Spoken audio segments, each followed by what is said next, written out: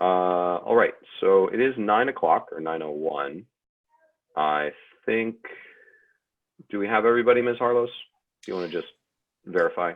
Mr. Merced is, unless he's on that number down there, the 443, who I need to find out who that is. That's Bob. That's Bob Johnston.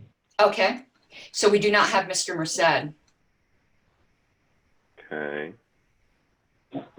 Don't remember, did he say he could make it? I think he said either day was okay for him. Okay.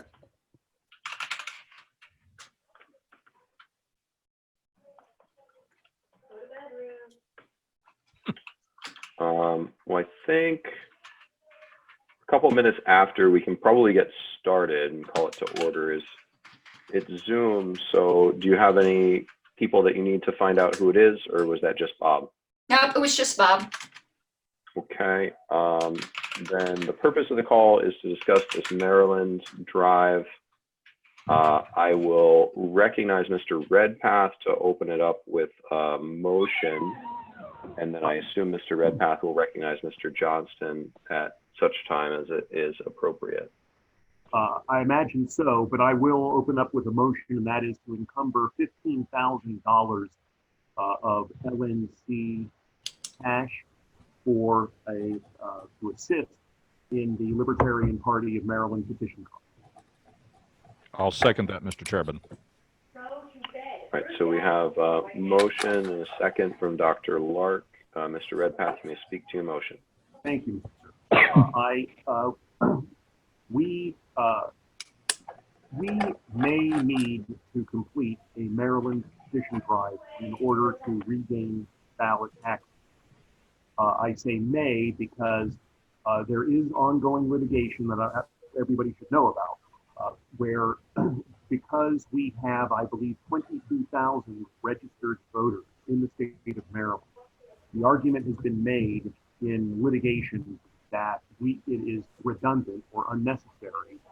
There is not a state interest in having us gather 10,000 signatures of registered voters when we already have 22,000 registered voters. And Bob, correct me if that number is incorrect, but it is in the 20s. That's correct. Okay. And we took that to U.S. District Court. We lost in U.S. District Court. It has been appealed to the Fourth Circuit Court of Appeals, and there is an oral argument that is coming up in Richmond on January 29th. Now, it is possible that we will prevail, in which case we wouldn't have to conduct a petition trial. The problem is, it doesn't start until the hearing's not until January 29th. By the way, as an aside, I will speak with Dr. Lark and perhaps other people in Virginia. It would always be good to have people show up for the hearing in Richmond on January 29. I won't be able to make it, but it'd be great if some people could. But it could be a couple months thereafter. We could be looking at sometime in March, maybe late March, maybe even April, before we get a decision on this. And we talked to Dan Fishman. Certainly thinks it's risky. I'm not going to speculate about the chances of us prevailing in the U.S. Court of Appeals, but I think that we've talked it over and we think that the most prudent course of action is to conduct a petition drive. And indeed, one is ongoing right now in Maryland. Bob, what's the latest number in terms of volunteer signatures? I'd say 500 at best. It's been anemic. Okay, it's been so about 500 gross signatures. We would need 10,000 valid signatures. The deadline is for this petition drive is it in August, Bob? August 3rd. August 3rd. Okay. So we'd like to move forward. Now, the problem is, how do we move forward in an affordable manner? Apollo Pizzell, is Apollo on this call or not? He is not. So, all right, I hope that he could make it. But anyway, he has come up with this plan where he has canvassers who are looking for work when they are not doing canvassing work for the LP.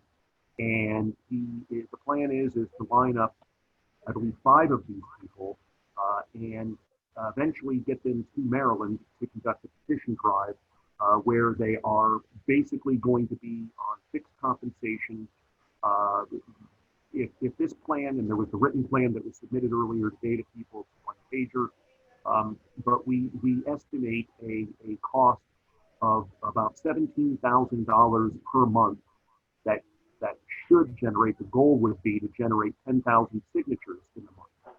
Now, this we want to, this is a plan that is new, it's unique, but it has the possibility of great cost savings these days, and we plan to send these canvassers to Alabama. Paul Frankel has volunteered for no compensation to train them in petitioning, or at least give them pointers. They have canvassing experience.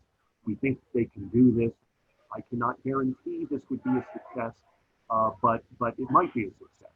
And I apologize for going on here in Mr. Chairman, but I also think this is something that we need to try, not just for the Maryland drive, but also for other drives coming down the road. And of course, I'm thinking Illinois. Illinois kicks off March 24. And the problem is right now is that our petitioner ranks are very thin compared to what we had going back to the early 90s. If you look back, 20 to 30 years ago, and the number of LP petitioners, LP members who are willing to go out and gather signatures and were active petitioners is many more people than today. We are, the per signature payments right now are astronomical. I've heard that Michael Bloomberg has been paying up to $15 per signature in Maine. The petitioning talent right now out there is being drained off on higher paying, and these will eventually end. But even in Maryland right now, a longstanding petitioner has indicated that $3 flat rate is not sufficient. He would like $3 plus hotel, and we are looking at higher costs to complete these petition drives, and we need to try to do this not successfully, not just for the Maryland drive, but for other drives coming up to maintain affordable petition drives for the Libertarian Party. And that is my argument in favor of this. Okay. Would anyone else like to be recognized? Mr. Chairman, I have my hand up, so although sorry. I'm willing to let Mr. Goldstein, he was also raising his hand. Mr. Goldstein is welcome to go ahead. All right, I'll take Mr. Goldstein, then Dr. Lark. Me okay? A little higher if you can. I will try. I'm kind of in a drug stupor right now from my surgery. Drugs are good. My only concern about Mr. Pazel's plan of action is to whether this creates an employment situation with these people for the purposes of workers' comp and other legal matters. And I'd like to run that by Oliver before we make a firm decision to go that way. Because if this is Indiana, if we're transporting them around, paying them by, it sounds like by the hour or by the job, directly supervising their work, training them in their work, that in Indiana, that creates an employer relationship for the purposes of workers' comp. And I want to make sure that we're covered properly before we proceed with that particular avenue of petitioning. Otherwise, I'm not opposed to spending the money and then covering it now. Okay, so that's a question about the logistics Mechanism. of it, Yeah. rather than the money. Correct. Okay. I would ask, if I may, I would ask, I mean, even, let's say they are employees, how would that change things other than the payroll tax situation? And workers' comp, Bill. We'd have to pay workers' comp for them too. Okay, well. Well, liability as well. Like say somebody out in the street says that one of them sexually harasses somebody or something. The law people are always coming up with all these scenarios as to way people can get sued. That would be covered under the party's general liability policy, Karen Ann. Do we have, though, a certain number of people that are covered under that? Okay. No, we have an umbrella for actual tortious acts, but there are other specifically employment related things. Oliver can look into it. And I well, actually, Bob probably has better contact for him right now, but Bruce Godfrey is an employment lawyer in Maryland who's sympathetic, who would probably be willing to take a look too, if necessary. Dr. Lark. Oh, sorry, Bill. No, I was going to point out Dr. Lark was patiently waiting. You beat me to it. Dr. Go ahead, Lark Dr. Lark. almost always is patiently waiting. No, the Ms. Harlos, to some extent, actually brought up, there's, for me, a more general issue of liability. If we're driving people around in a vehicle that we own and there's an automobile accident, I think that we need to, at least explore what's involved in such matters. I don't know whether there would be particular liability that would attach to us, but I think that has to be examined. Also, in the state of Maryland, given Maryland is not particularly friendly toward what I would consider market arrangements, I think that we need to understand what particular laws would apply there. I also have a question for Mr. Redpath. Because I ran out of fingers and toes, is your calculation of the bonus that you provided, is that correct? He assumed that all signatures would be valid in that estimate. I mean, perhaps I'm not following how the bonus schedule is established. It seems to me that if all 5 petitioners were to gather the 500 signatures that you're talking about, 4 weeks, I'm just wondering, did I miss something in terms of the calculation here? Because it seems to me that if each one of these people gathers, it would be 4 weeks, 500 signatures per, 2,000 signatures. That would be 10,000 signatures in total. Mm-hmm. The bonuses, would that not be $200 per canvasser with a bonus of $500 for the lead canvasser? Am I missing something here? You probably are not missing something. I did not check the bonus total amount there, perhaps, but the bonus total amount is overstated there. It's $2,250, is it not? That would be my point, actually, that the bonus as calculated there, if I'm understanding this correctly, is actually it's actually more expensive than it would actually be given the nature of the. Well, I would also like to say that the Maryland party has $15,000 to put in on it. I mean, that the total possible spend here might be $30,000, but it would be, what I'm saying is 15,000 would come from the LNC, 15,000 from the Libertarian Party of Maryland.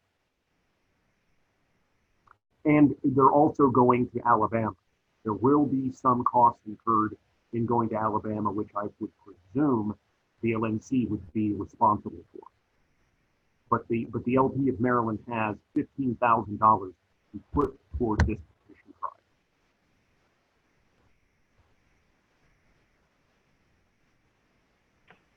I think I could address a couple of Dr. Lark's liability concerns. Go ahead, Mr. Goldstein. As far as I know, the party does not own a vehicle. My assumption is we would be renting a van with the party's credit card. I believe that our general liability has what's called hired and non-owned auto coverage that would apply to the liability of driving that vehicle around.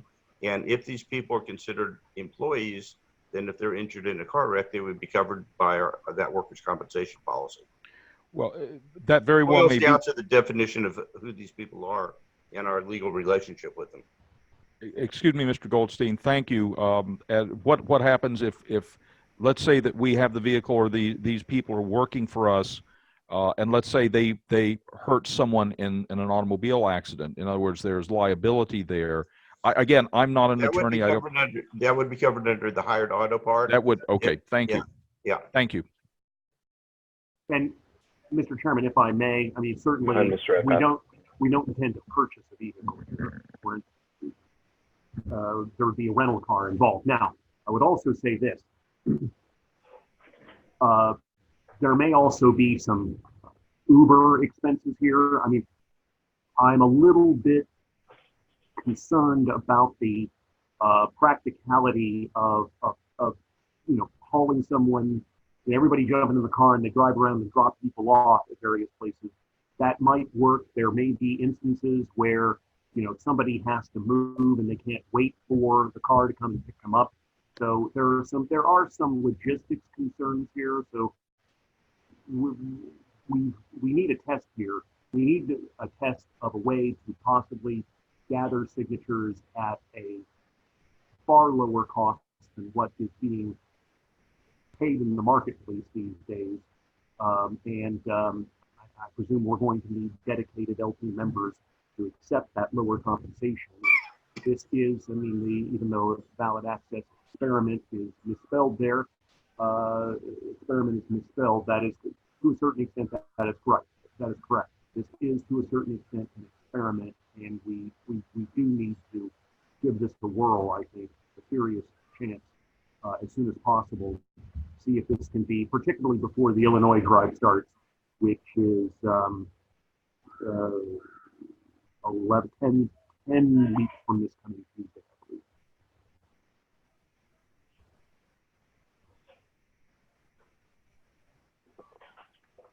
Would anyone else like to be recognized?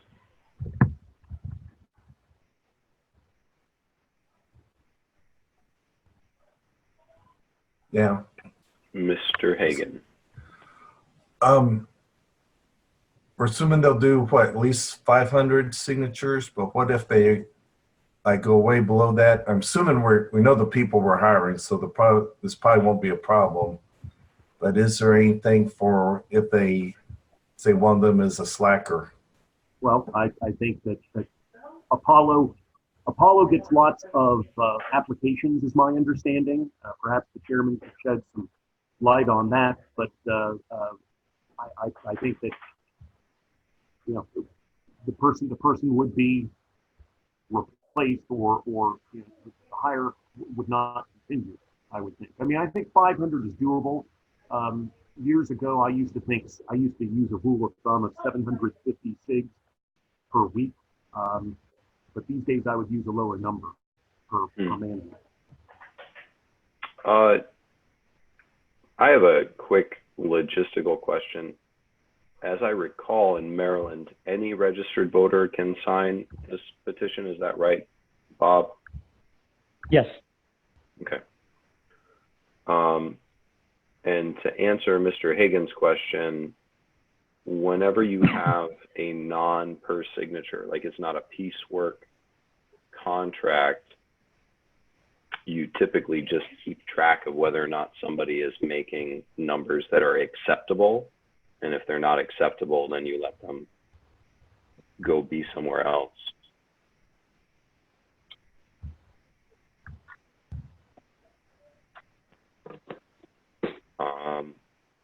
Mr. Johnston, were you seeking to be recognized? You're on the phone, so I don't know if there's anything else you wanted to cover. Okay. I will say this. My understanding is that Apollo will be out there at least for the start, cracking the whip, shall we say, to make sure they do. He is insisting that each person gets 500 per week. Mm-hmm. And then he's going to be coaching them up. Coaching them up, yes. Coaching them up like Steve Spurrier, the old ball. Oh, Spurrier. So is there any other discussion before we move to a vote? Mr. Goldstein. I've got a question about the logistics. After we encumber this money, to whom and how is it dispersed? Do we give it to Maryland and they disperse it to the people, or does Apollo get a checkbook with 15,000 in it? How's this going to get done?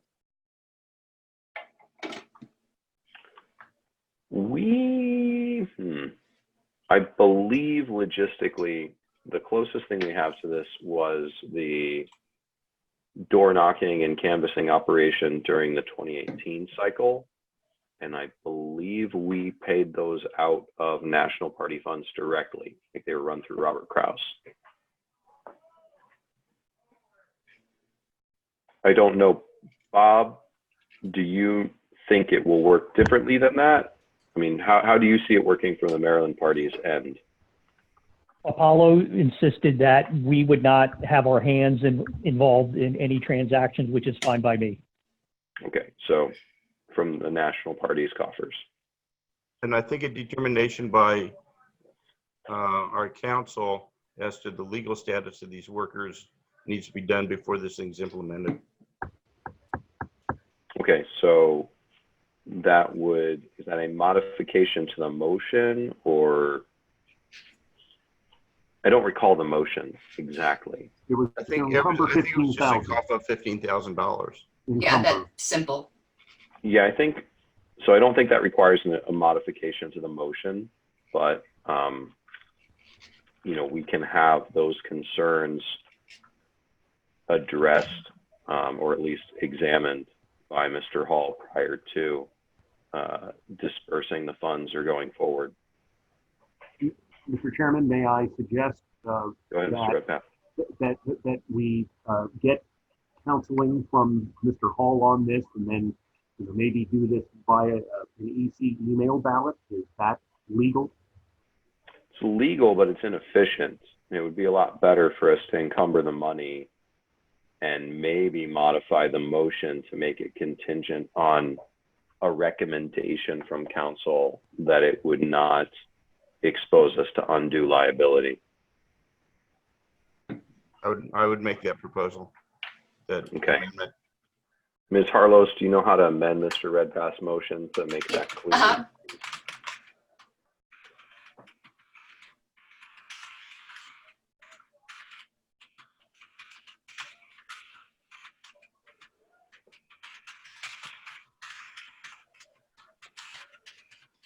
Got it.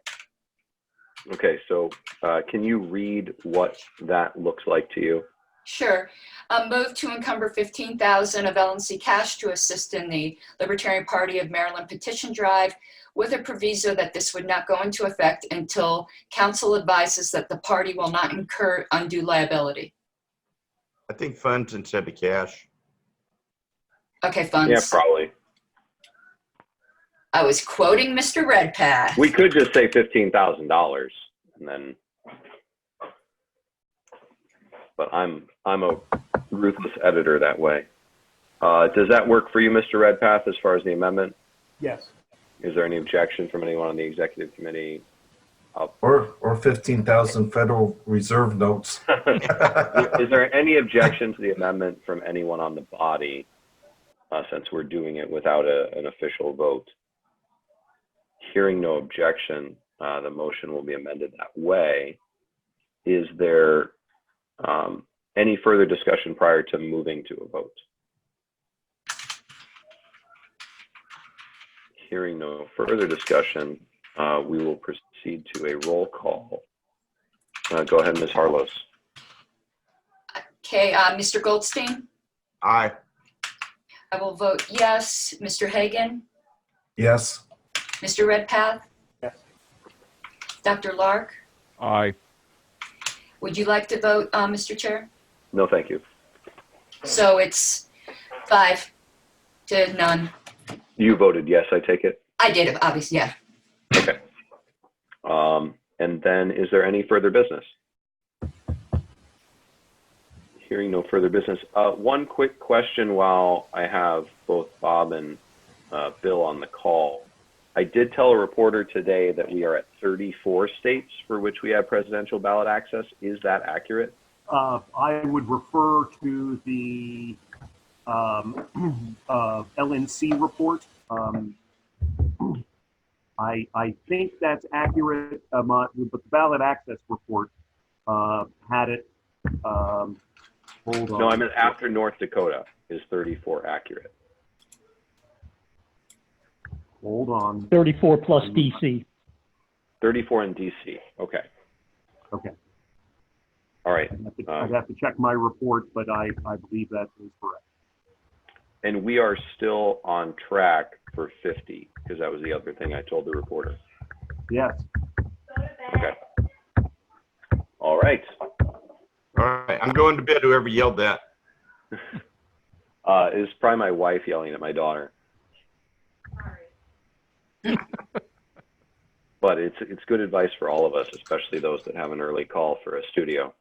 Actually, Mr. Chairman, I said 35 states. That includes DC, but North Dakota was not included. I think we're at 35 plus DC. Then I would suggest that, Bill, you get with Bob, because Bob has a blog post that may already be live and a map that's been updated. And if we can make that more accurate, that would be good. I think the Washington Times story is probably going to go to print before that. Okay. But we'll get there. Okay. All right. All right. I'll Thanks, email guys. my report to Bob right now. All right. Thanks a lot. So we're Okay. adjourned?